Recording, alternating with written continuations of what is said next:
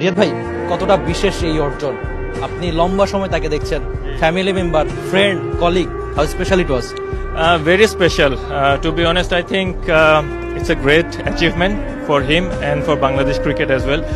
এবং আমি মনে করি যে এই টেস্ট ম্যাচটা শুধুমাত্র একটা টেস্ট ম্যাচ নয়, এটা কারণ আমি কাছ থেকে দেখেছি বছরের পর বছর the amount of hard work every day and day out he has put in his life.